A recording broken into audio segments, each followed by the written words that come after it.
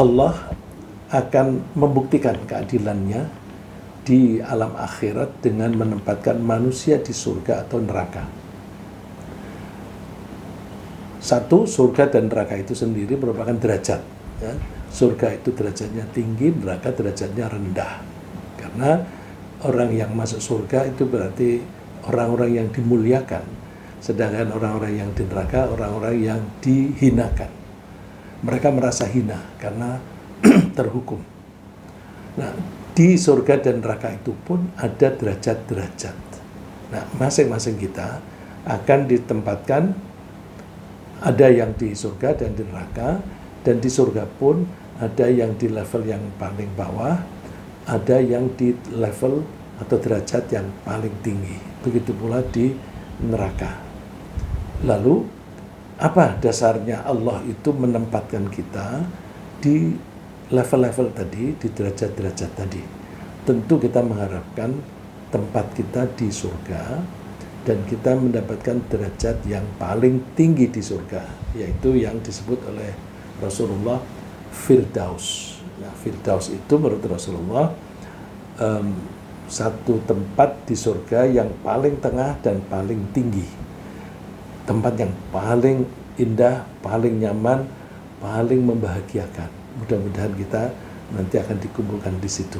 Nah, Allah menyebutkan bahwa derajat itu ditentukan oleh perilaku kita sendiri ketika kita hidup di dunia.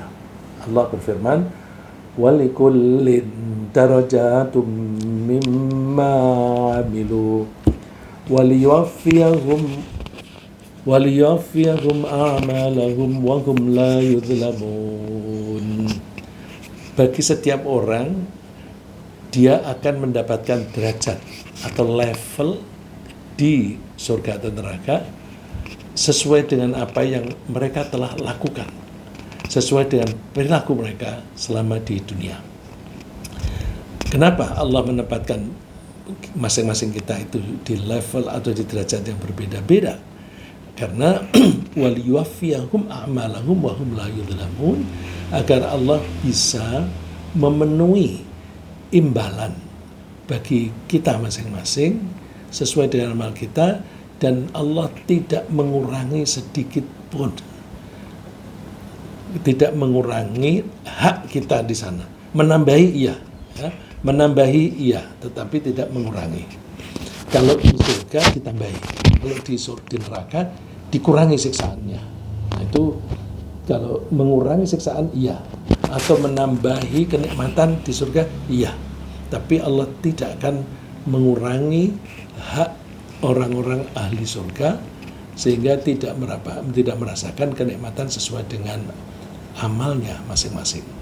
Dan juga di neraka Allah tidak menambahi siksaan yang melebihi dari sepantasnya dalam diukur dengan perilakunya tersebut. Tentu Allah membedakan tempat tinggal orang-orang yang beriman dan berperilaku baik. Ini satu paket, ya, beriman dan berperilaku baik. Seringkali orang menyebutnya berperilaku baik itu beramal soleh. Nah, amal itu perilaku, soleh itu baik atau yang wajar seperti yang seharusnya. Nah, tentu Allah membedakan tempat bagi orang-orang yang beriman dan berperilaku baik atau disebut bertakwa, membedakannya dengan menempatkan mereka di tempat yang berbeda dengan orang-orang yang suka melakukan kedurhakaan, merusak diri sendiri dengan cara melanggar-langgar ketentuan Allah. Karena orang yang melanggar ketentuan Allah sebenarnya mereka itu merusak diri sendiri dan juga merusak tatanan hidup. Oleh karena itu Allah akan memberi imbalan yang sesuai. Allah mempertanyakan, am naj'alul ladzina amanu wa amilus solihati kal mufsidina fil ardh am naj'alul muttaqina kal fujjar. Apakah kami Allah akan memperlakukan orang yang beriman dan beramal soleh itu sama dengan orang yang suka melakukan pengerusakan di muka bumi? Apakah kami akan memperlakukan orang yang bertakwa sama dengan orang-orang yang suka durhaka. Tentu tidak adil kalau semacam itu. Maka kalau ada orang mengatakan, kenapa sih Allah menciptakan neraka segala, membuat orang sengsara? Itu justru untuk menunjukkan keadilan Allah. Kalau Allah tidak menciptakan neraka, hanya menciptakan surga, nanti orang ketika hidup di dunia berperilaku seenaknya sendiri. Toh sama saja, kita nanti kalau sudah mati sama-sama masuk surga. Ngapain sekarang ini mengikuti peraturan ini dan peraturan itu? Nah, oleh karena itu adanya neraka itu justru untuk menunjukkan keadilan. Nah, orang yang beriman dan berlaku baik lalu akan merasa beda kok nanti nasibnya. Jadi aku memilih hidup yang nyaman dan bahagia di akhirat nanti, yaitu di surga, maka saya akan berperilaku baik gitu. Dengan demikian surga dan neraka itu digunakan oleh Allah untuk satu, menegakkan keadilan, dan kedua untuk mendorong kita untuk berperilaku baik, untuk berpola pikir yang benar sesuai dengan keimanan, dan agar kita menghindari pola pikir yang salah, menghindari perilaku yang menyimpang. Nah, Allah akan menyediakan surga bagi orang-orang yang beriman dan berperilaku baik, karena mereka telah mengikuti cara hidup yang diridhoi oleh Allah. Allah kalau untuk menunjukkan keridhoannya, itu Allah menguji kita, dikasih peraturan-peraturan. Coba disuruh melakukan sholat, haji, puasa, mau nggak? Nah, kalau mau, Allah senang. Bagus, kamu mau nurut. Kamu jangan berkata bohong ya, jangan menipu orang ya, terus nurut, tidak mau melakukan itu. Allah senang. Nah, jadi kalau kita ingin menyenangkan Allah, caranya kita laksanakan saja apa yang diperintah oleh Allah, dan kita tinggalkan apa yang dilarang oleh Allah. Nanti insya Allah pasti Allah menyukai kita. Nah, sedangkan orang yang mengikuti cara yang tidak disukai oleh Allah, cara yang tidak sesuai dengan bimbingan atau tuntunan Allah atau petunjuk Allah, mereka akan ditempatkan di neraka. Allah menyampaikan dengan kalimat tanya lagi. Afaman taba'a ridwanallahi kaman ba'a bisakhatib minallah? Apakah orang yang selama hidupnya itu mengikuti cara-cara yang disukai oleh Allah, yang diridhoi oleh Allah, lalu mempunyai nasib yang sama dengan orang-orang yang melakukan perbuatan-perbuatan yang membuat Allah marah? Tentu Allah akan memperlakukan mereka berbeda. Orang yang suka mengikuti jalan yang tidak disukai Allah, wa ma'wahu jahannam wa bi'sal masir. Tempat tinggalnya nanti, tempat kembalinya mereka yang semacam itu adalah neraka jahanam. Oh, neraka jahanam itu adalah tempat kembali yang paling buruk. Wa bi'sal masir. Terus Allah menyebutnya hum darajatun indallah. Mereka itu memiliki derajat-derajat, memiliki level-level kehidupan di akhirat. Ada yang di surga, ada yang di neraka. Di surga ada yang paling bawah, ada yang paling tinggi.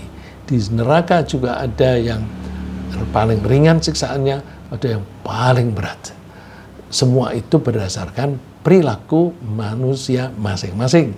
Maka Allah menyebut wallahu basirum bima ya'malun. Allah Maha melihat apa yang mereka lakukan. Jadi kita ini selalu dimonitor Allah, dievaluasi oleh Allah, apa yang kita lakukan. Itu nanti akan menjadi, akan dinilai oleh Allah untuk menentukan siapa yang lulus bisa tinggal di surga dan siapa yang tidak lulus. Orang-orang yang mukmin yang diputuskan oleh Allah untuk tinggal di surga pun akan menempati kapling yang derajatnya berbeda-beda. Jadi di antara orang-orang yang beriman dan beramal saleh itu tempatnya berbeda-beda sesuai dengan seberapa besar mereka telah mencurahkan perhatian dan tenaganya untuk mengabdi kepada Allah. Misalnya orang mukmin yang berjuang di jalan Allah dengan mengerahkan sekaligus jiwa raganya dan hartanya, tentu akan menempati kapling yang lebih tinggi di surga dibanding dengan orang mukmin yang tidak berjuang. Jadi Orang mukmin yang beramal soleh, yang pas-pasan saja itu sudah baik. Insya Allah orang itu akan masuk surga. Tapi tentu tempatnya berbeda dibanding dengan orang yang beriman, lalu dia berjuang di jalan Allah. Berjuang di jalan Allah itu bisa untuk diri sendiri dan untuk orang lain. Tentu yang lebih mulia sudah berjuang untuk diri sendiri plus berjuang untuk orang lain. Berjuang untuk diri sendiri itu masing-masing orang berbeda-beda. Misalnya ketika hidup di dunia dalam keadaan miskin, meskipun dia miskin, dia tetap berjuang bagaimana dia bisa melaksanakan perintah-perintah Allah dengan baik. Ya. Orang miskin itu kan serba terbatas. Mau beli pakaian yang menutup aurat, tidak bisa yang bagus, bisanya yang jelek. Mau makan, tidak bisa cukup banyak, sahur juga makannya sedikit, sehingga lebih lapar dibanding dengan orang-orang yang mempunyai makanan banyak, dan sebagainya. Orang miskin nggak bisa pergi haji, orang yang kaya bisa pergi haji. Tapi dia berusaha melakukan semaksimal yang dia bisa.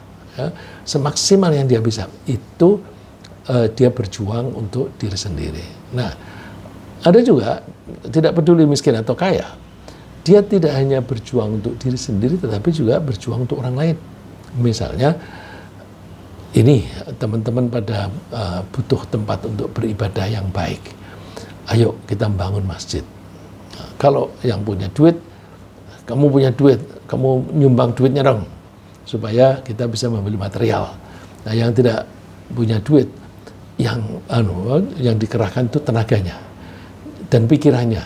Bagaimana masjid itu baik dan memenuhi persyaratan. Ya, memenuhi persyaratan misalnya begini. Di masjid-masjid itu kan dibutuhkan tempat wudhu dan juga dibutuhkan toilet. Karena kalau ada yang mendesak mau buang air, itu kalau tidak segera dibuang, sholatnya juga kacau. Nah, karena itu disediakan toilet. Nah, ketika membuat toilet dan tempat wudhu itu harus dirancang, jangan sampai najis yang dari toilet itu terbawa ke lantai sholat. Nah, itu penting. Saya memperhatikan banyak sekali masjid-masjid, tidak hanya di Jakarta, di luar kota juga begitu, tidak dirancang dengan baik sehingga orang-orang itu dari toilet ke tempat sholat itu misalnya percikan buang airnya itu tadi, percik kemana-mana, terus ada tempat wudhu di dekatnya, tapi tidak ada sarana untuk menyiram percikan-percikan tadi. Berarti dia akan menginjak percikan-percikan itu terus dibawa ke atas masjid. Nah, itu butuh perjuangan.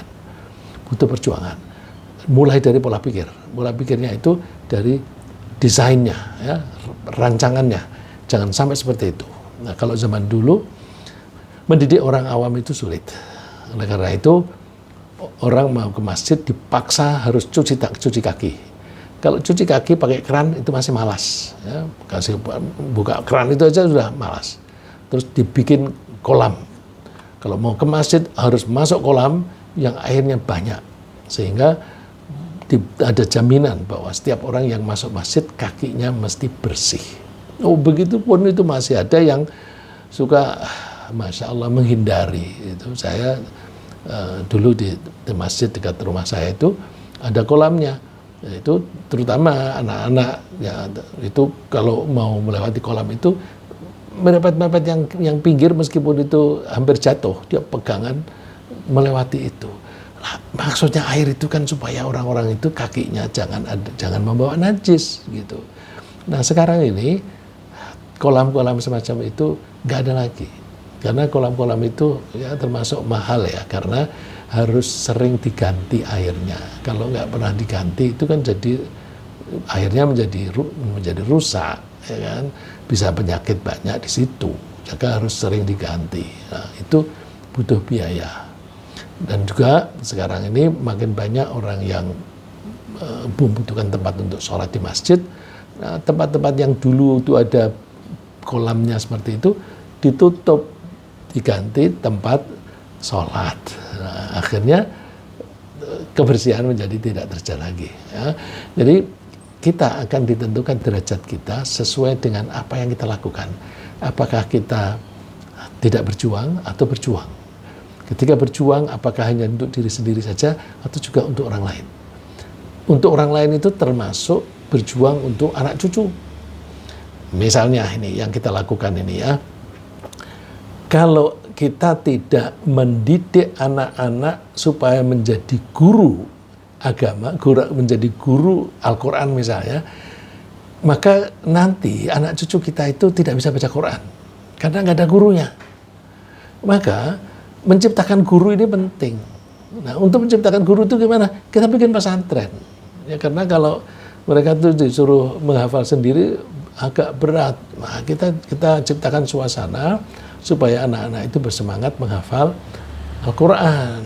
Memang ada satu dua yang tidak usah disuruh oleh orang tuanya, tidak difasilitasi, tahu-tahu dia hafal Quran. Ya. Itu tempo hari saya ada tamu yang dia tuh kagum karena waktu itu dia sendiri, ibu-ibu ini nggak pernah pakai kerudung, sholatnya pun juga kadang-kadang aja, malah lebih sering tidak sholat. Tapi tahu-tahu anaknya hafal Quran. Masya Allah, luar biasa. Ya, itu jarang sekali. Kita mesti berjuang dengan cara menciptakan suasana dengan memberikan fasilitas. Fasilitas itu bisa tempat tinggal, bisa juga biaya konsumsinya kita biayai supaya anak cucu kita, generasi-generasi yang akan datang itu mempunyai guru. Itu butuh perjuangan. Yang tidak punya duit, perjuangannya gimana? Ikut memikirkannya, ikut membantu teknisnya. Yang punya duit, aku nggak sempat, tapi aku punya duit, kasih duit dan sebagainya. Nah, itu berjuang. Makanya Allah menyebutnya gini, la yastawil qa'iduna minal mu'minina ghairu ulil dharari wal muhajiruna fi sabilillahi bi amwalihim wa anfusihim. Tidak sama orang mukmin yang duduk-duduk aja di rumah tanpa alasan yang jelas. Ya. Ini ghairu ulil dharari, yang tidak mempunyai kedaruratan. Nah, kedaruratan sudah tua, mau berjuang nggak bisa, terus atau sakit-sakitan, itu nggak bisa ikut berjuang. Udah melawan sakitnya aja udah berat. Ya.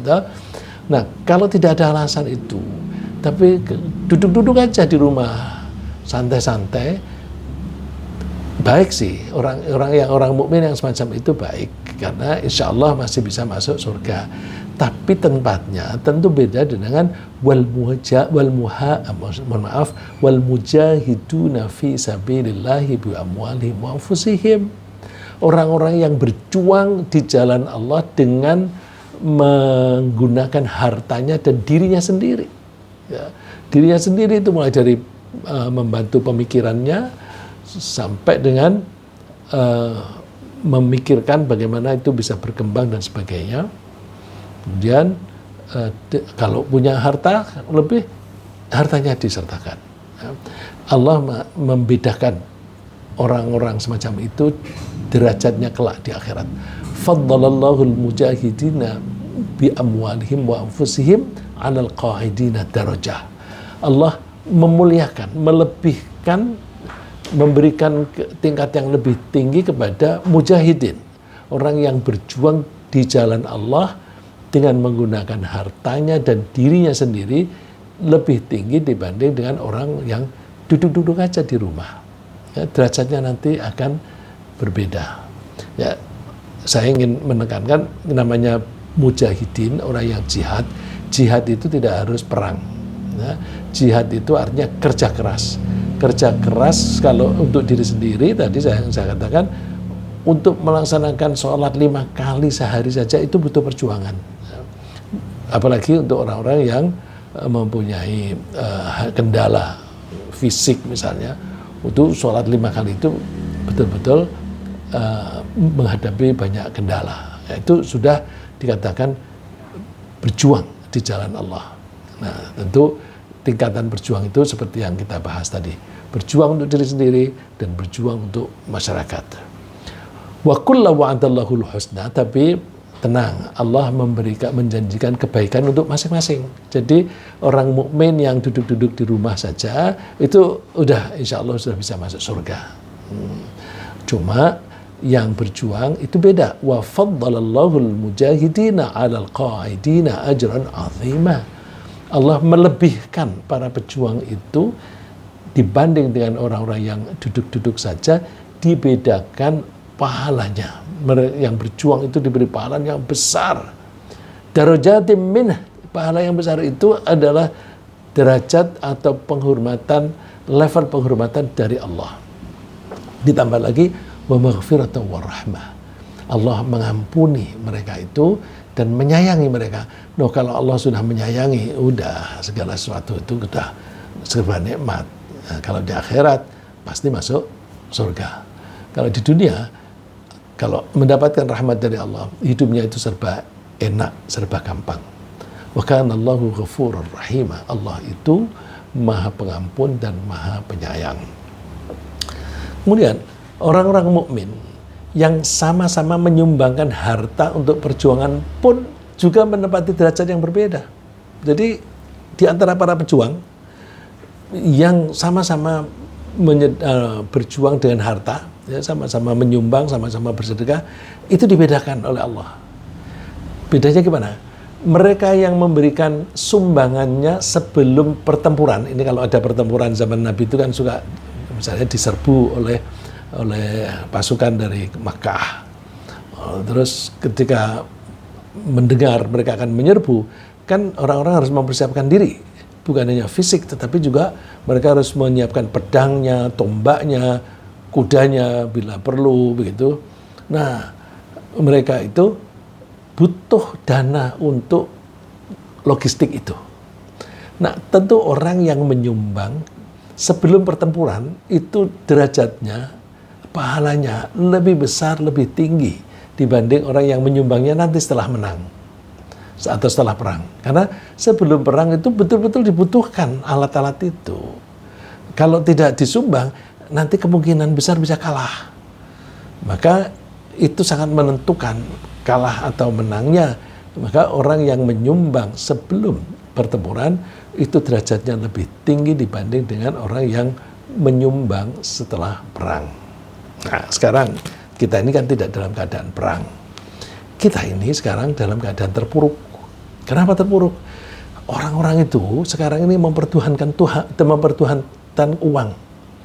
Coba, sekolah ujung-ujungnya yang dicari uang. Apalagi bekerja, ujung-ujungnya uang. Ketika mau bersahabat dengan teman, misalnya, aku mau berakrab-akrab sama dia. Ujung-ujungnya yang dicari juga duit. Kenapa? Wah, dia itu kan punya jabatan. Siapa tahu aku nanti dapat pekerjaan dari dia. Ya, menjadi staf ahlinya atau apa begitu. Nah, itu berkawan pun itu orientasinya uang.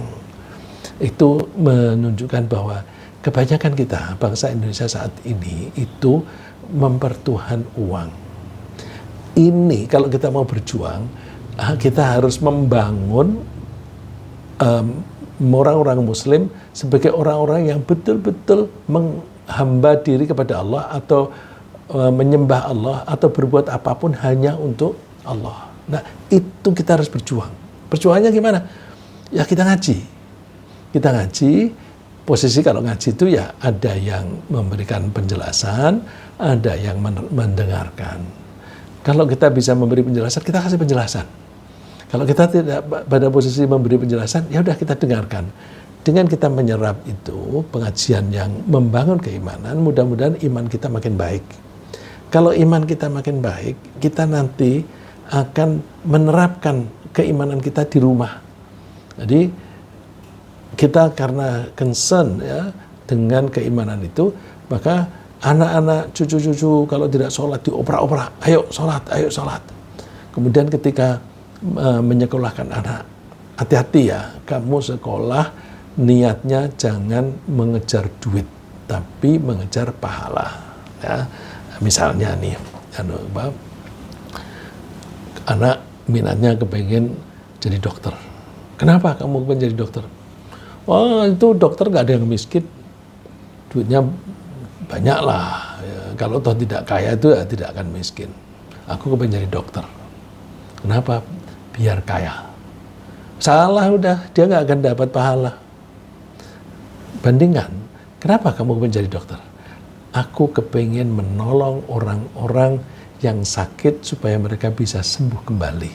Mereka kalau sakit tidak bisa melaksanakan ibadah dengan baik. Mereka kalau sakit nggak kuat puasa. Mereka kalau sakit sholatnya kurang baik karena dia tidak bisa berdiri tegap dan sebagainya. Aku ingin menolong orang-orang yang sakit itu supaya mereka bisa melaksanakan ibadah dengan baik.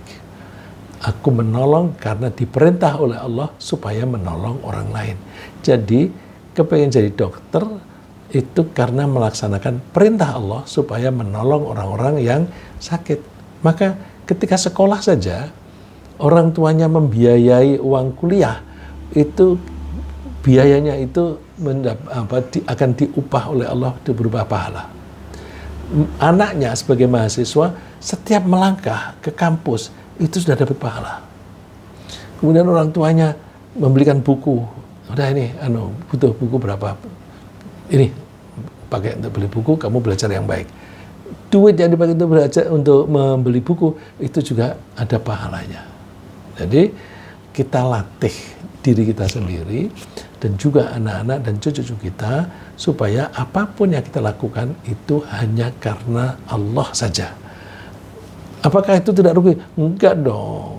Kalau kita itu misalnya kuliah jadi dokter untuk menolong orang lain atas perintah Allah, dia punya semangat.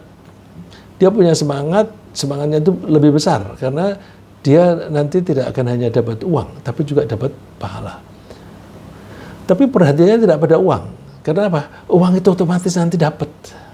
Kalau menolong orang yang sakit, kemudian dia datang konsultasi, itu duit itu nggak usah diminta datang. Maka nggak usah dicari. Yang tidak datang kalau kita tidak mencari itu pahala. Maka ya kita cari pahala saja. Duit itu ikutan. Ya.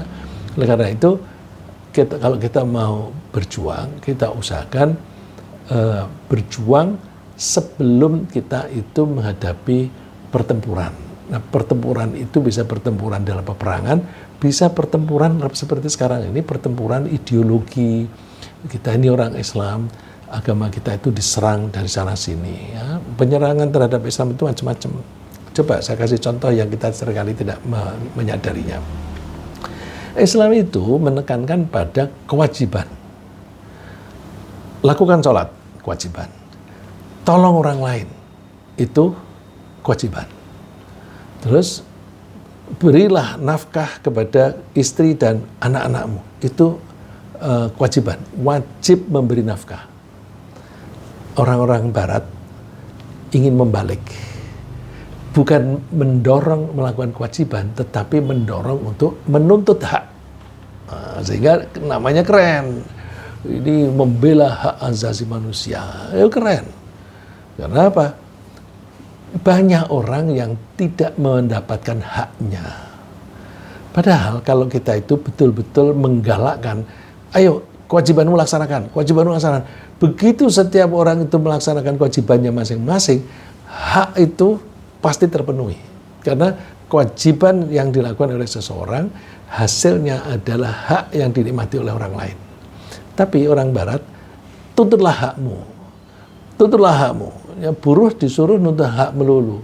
Jadi mintanya gajinya banyak, minta fasilitasnya macam-macam, tapi kerjanya malas-malasan. Nah, itu karena seperti itu. Majikan juga begitu. Menuntut karyawannya untuk bekerja keras. Dia merasa, aku kan sudah bayar kamu, maka aku punya hak, kamu nurut sama aku, kamu bekerja seperti yang aku inginkan. Dan kalau masing-masing itu menekankan pada haknya, itu nanti ada pihak yang dirugikan atau yang menjadi berat kehidupan ini bagi mereka. Ya. Kalau Islam menekankan pada kewajiban, itu yang saya perumpamakan bahwa dalam kehidupan sehari-hari ini, Islam itu diserbu dari berbagai arah dengan berbagai cara. Dan orang-orang yang menyerbu Islam itu rela menggunakan uangnya untuk menghancurkan Islam. Ya, contoh lagi misalnya begini.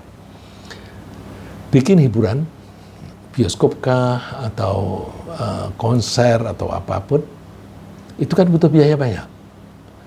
Terus dibuat penampilannya menarik. Film-film yang ditampilkan yang bagus, konsernya yang bagus. Terus jam tayangnya dibuat yang menghilangkan orang sholat. Ya, misalnya mulai jam 5 sampai jam 7. Nah, itu kemungkinan besar dia maghribnya hilang. Ya. Atau jam 7 sampai dengan jam 9. Jam 7 itu berarti berangkatnya dari rumah sebelum jam itu. Kalau dia berangkat habis maghrib, nah, terus itu maghrib masih itu, isaknya nanti malam-malam. Tapi bisa juga berangkatnya lebih awal supaya antri bisa dapat tiket. Akhirnya tidak sholat maghrib, bahkan pulang-pulang sudah capek tidak sholat isya. Nah, itu banyak sekali ya sektor yang orang Islam itu tidak merasa itu diserbu dari sana sini. Nah itu kalau kita tidak berjuang repot. Ya. Kalau kita tidak berjuang itu menjadi kasihan teman-teman kita, maka kita harus berjuang. Berjuangnya itu ya mulai dari membangkitkan kesadarannya tentang keimanan, memberi fasilitas yang baik begitu. Nah, jadi oleh karena itu Allah menyebutnya la yastawi minkum man anfaqa min qablil fathi wa qatal. Ulaika a'dhamu darajatan minal ladzina anfaqu min ba'du wa qatalu. Tidak sama derajatnya di antara kalian itu orang yang bersedekah sebelum kemenangan dan dia ikut perang. Dia ikut perang. Dan dia sebelum perang dia ikut andil bersedekah untuk membeli senjata, memberi logistik dan sebagainya. Jadi dia ikut perang dan menyumbang sebelum perang. Ulaika a'dhamu darajah. Mereka itu derajatnya lebih tinggi, lebih besar dibanding orang yang bersedekahnya setelah perang. Dan mereka juga ikut perang. Ya. Berangkat perangnya sama-sama. Tapi yang satu nyumbangnya itu sebelum perang, yang satu setelah perang. Nah setelah perang udah menang. Udah menang itu udah tidak begitu berat dibanding sebelum perang. Nah ini kalau kita perangnya bukan di medan perang, nah kita ini perang ideologi, perang politik dan sebagainya, maka kita mesti berjuang untuk sarana perjuangan tadi. Bersedekah untuk sarana perjuangan. Wa andallahul husna wallahu bima ta'maluna khabir. Ya. Meskipun begitu Allah menjanjikan yang baik-baik untuk mereka karena toh mereka ikut perang, ya ikut berjuang. Kemudian orang-orang yang mengalami penyiksaan atau intimidasi selama mereka tinggal di Mekah. Ini Mekah ini zaman dulu ya, bisa juga sekarang. Misalnya orang-orang yang mengalami penyiksaan atau intimidasi selama mereka tinggal di Mekah dan kemudian mereka berhijrah ke Madinah juga akan memperoleh derajat di surga yang lebih tinggi daripada orang-orang mukmin lainnya. Allah memuji orang-orang yang berhijrah. Kenapa? Itu orang berhijrah itu kan hijrah dalam rangka mempertahankan keimanannya. Aku rela meninggalkan Makkah, meninggalkan tempat tinggal kami, meninggalkan rumah dan harta kami untuk pergi supaya bisa melaksanakan keimananku. Gitu. Nah, itu sudah berat itu karena harta pun ditinggal dan biasanya orang kalau pindah itu juga akan mengalami kesulitan ekonomi. Coba aja di Jakarta itu kalau ada penggusuran dari rumah yang dianggap kumuh, kemudian ditempatkan di apartemen yang jauh dari situ. Jauh dari situ itu artinya jauh dari tempat mereka bekerja. Padahal untuk berangkat bekerja yang jauh itu dibutuhkan uang transport. Kalau mereka nggak punya uang transport, gimana mau kerja? Ya, jadi orang yang pindah dari Makkah ke Madinah itu sudah melakukan pengorbanan yang besar. Udah begitu, ketika sampai di Madinah, mereka diserbu, terus mereka juga berjuang dengan ikut perang. menggunakan hartanya juga. Nah, itu mereka dapat derajat yang tinggi. Allah menyebutnya alladzina amanu wa hajaru wa jahadu fi sabilillahi bi amwalihim wa anfusihim a'dhamu darajatan 'indallah. Orang yang beriman dan berhijrah dan mereka mau berjuang di jalan Allah dengan menggunakan hartanya dan jiwa raganya, mereka akan mendapatkan derajat yang besar, yang tinggi di sisi Allah.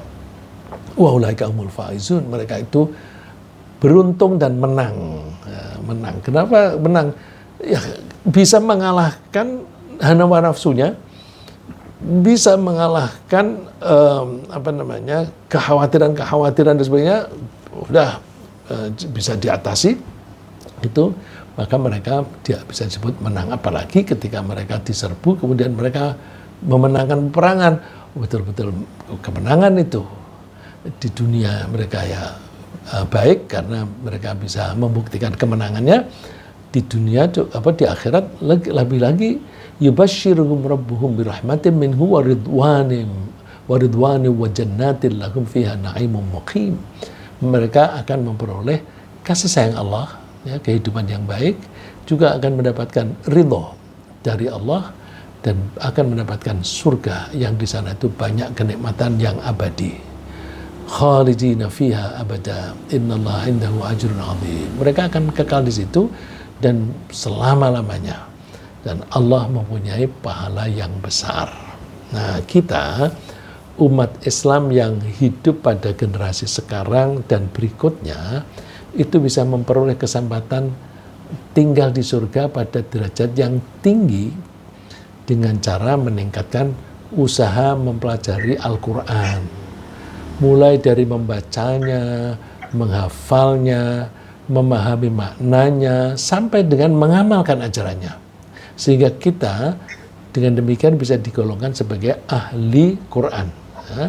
Rasulullah menyebutnya ahlul Quran. Ahlul Quran itu orang yang bisa diartikan sebagai orang yang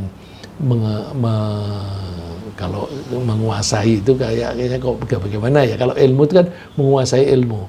Nah, ahli matematika, dia menguasai ilmu matematika. Ini ahli Quran itu ahli dalam pemahaman Al-Quran. Bisa juga ahli Quran itu keluarga Al-Quran. Jadi ini kita ibaratkan Al-Quran itu sebagai sesuatu yang bisa menolong. Kalau kita menjadi keluarganya Al-Quran, maka kita akan ditolong oleh Al-Quran ketika kita di akhirat. Di surga, orang yang hafal Al-Quran itu akan dipersilahkan membaca ayat-ayat yang dia hafal. Orang yang hafal Al-Quran itu tidak harus yang 30 juz. Lebih banyak, lebih baik. Tentu kalau sampai bisa 30 juz semuanya lebih bagus. Nah, orang yang hafal ayat-ayat Al-Quran itu nanti di surga dipersilahkan oleh malaikat, coba kamu baca Al-Quran yang kamu hafal dulu. Terus dibaca. Ya, yuqalu li sahibil Quran iqra warqa. Dikatakan oleh malaikat kepada orang yang memiliki Al-Quran. Memiliki Al-Quran itu berarti Al-Quran menjadi miliknya dia. Dia membaca, memahami, dan dia menerapkan ajarannya. Baca. Dan silakan naik. Warattil. Dan bacalah pelan-pelan. Kama kunta turattilu fid dunya. Seperti kamu membaca dulu pelan-pelan di dunia. Bismillahirrahmanirrahim. Begitu membaca satu ayat, Bismillahirrahmanirrahim itu kan ayat pertama dari Al-Quran. Begitu baca satu ayat, terus malaikat mengatakan, silakan kamu naik ke derajat yang lebih tinggi. Terus setelah dia naik, suruh baca lagi. Baca lagi. Terus dia baca lagi, satu ayat lagi, naik lagi.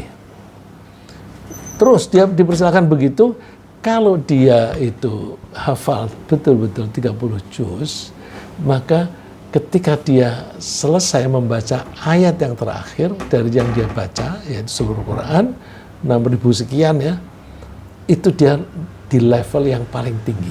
Udah tidak ada level yang lebih tinggi lagi. Nah, fa inna manzilataka inda akhiri ayatin taqra'uha.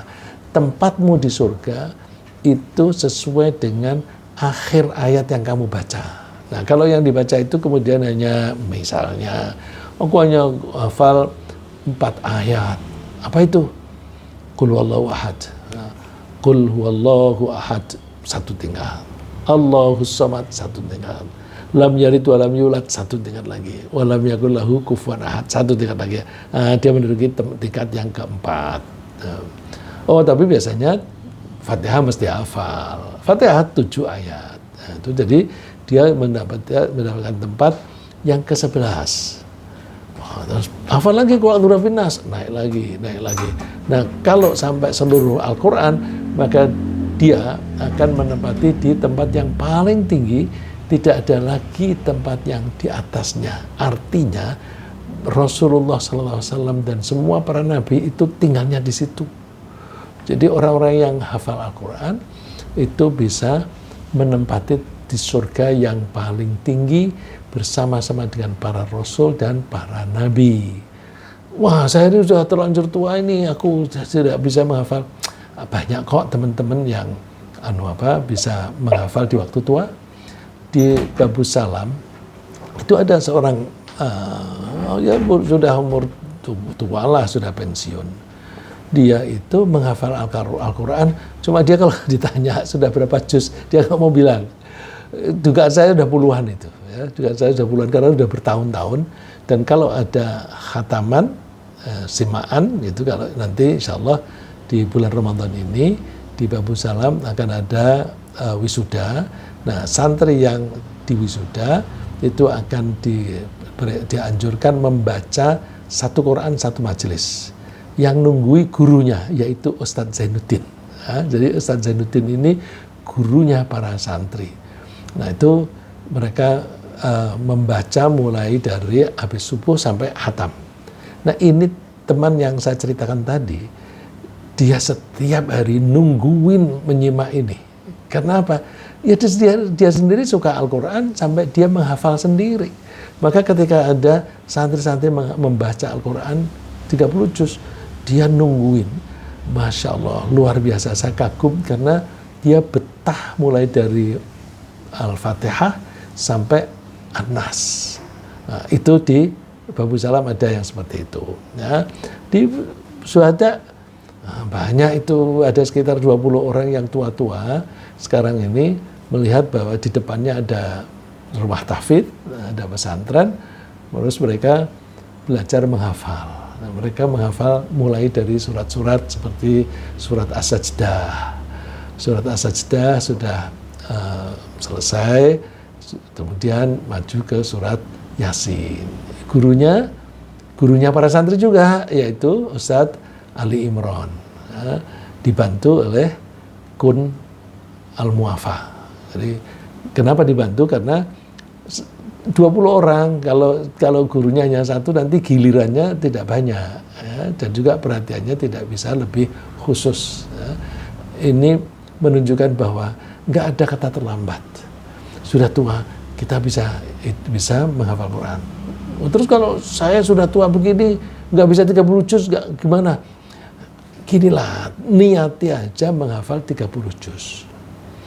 Kita kan tidak tahu diberi umur oleh Allah setelah ini 1 hari lagi, 1 bulan lagi, 1 tahun lagi, atau 10 tahun lagi yang kita nggak tahu. Udah, karena kita nggak tahu, kita niati saja, aku mau menghafal Al-Quran 30 juz. Jalani. Kemudian kalau baru dapat 1 juz, kok Allah panggil meninggal dunia, lah yang menghendaki meninggal dunia siapa? Kan Allah. Aku nggak ingin meninggal dunia sekarang, aku maunya menyelesaikan 30 juz. Baru 1 juz, aku sudah dipanggil oleh Allah. Itu artinya apa? Cukup, kamu sudah membuktikan bahwa kamu serius menghafal Al-Quran.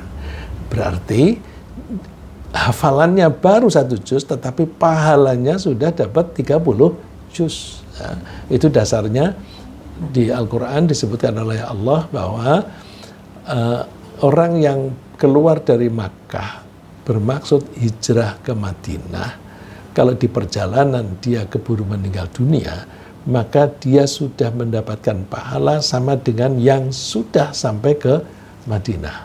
Karena niatnya itu sampai di Madinah, yang menghendaki meninggal di jalan Allah, ya, Itu karena memang ada kasus orang yang sudah tua sekali, dia kepengen hijrah, kebetulan dia punya kekayaan, lalu dia menyiapkan kendaraan yang nyaman, ya, senyaman-nyamannya mereka waktu itu kan ya tetap aja pakai onta, kemudian cuma memakai rumah-rumahan itu dengan kasur yang empuk, karena tuanya dia baru keluar dari Makkah, dia meninggal. Lalu para sahabat yang sudah sampai di Madinah melaporkan kepada Rasulullah SAW bahwa itu teman kita itu kasihan tuh meninggal di jalan. Gimana itu? Turunlah ayat, orang yang keluar dari Makkah untuk berhijrah, kemudian dia keburu meninggal dunia, maka pahalanya sudah sampai kepada Allah seperti orang yang sudah sampai ke Madinah. Dan diniati menghafal Al-Quran 30 juz. Baru sampai 1 juz atau 2 juz meninggal dunia. Seperti itu tadi, pahalanya sudah 30 juz. Nah, kalau kita sendiri ya udah dijalani sebisanya, anak-anak dan cucu-cucu kita dorong untuk menghafal Al-Quran. Ya. Terus aku nggak punya anak, nggak punya cucu, ya doronglah santri-santri itu untuk menghafal Al-Quran. Kita mendorong saja, memfasilitasi saja, itu dapat pahala yang sama dengan yang dijalani oleh para santri itu. Nah, dengan memperhatikan perbedaan-perbedaan derajat di akhirat tersebut, alangkah baiknya kita menggunakan sisa umur kita ini untuk berjuang dengan mengerahkan tenaga dan harta kita agar kelestarian agama Allah ini tetap terjaga. Dan bahkan agar mutu keimanan para anggota masyarakat mukmin bisa ditingkatkan lagi. Ya, mudah-mudahan kita bisa tergolong sebagai orang-orang yang beriman, beramal soleh, dan berjuang di jalan Allah. Ya, ringkasnya yang kita bahas pagi ini adalah bahwa setiap orang akan memperoleh tempat tinggal yang berbeda di akhirat sesuai dengan keyakinan dan perilakunya. Orang-orang yang berperilaku sesuai dengan keridhaan Allah akan tinggal di surga, dan yang membangkang akan tinggal di neraka. Orang mukmin yang berjuang menduduki derajat yang lebih tinggi daripada yang tidak berjuang. Mukmin yang berinfak sebelum perang derajatnya lebih tinggi daripada orang yang berinfak setelah perang. Ahli Quran yang hafal lebih banyak ayat-ayatnya itu akan menduduki kedudukan yang lebih tinggi daripada orang-orang yang hafalannya lebih sedikit. Semoga Allah menolong kita dalam usaha kita menguatkan iman dan meningkatkan ketakwaan kita kepada Allah. Amin.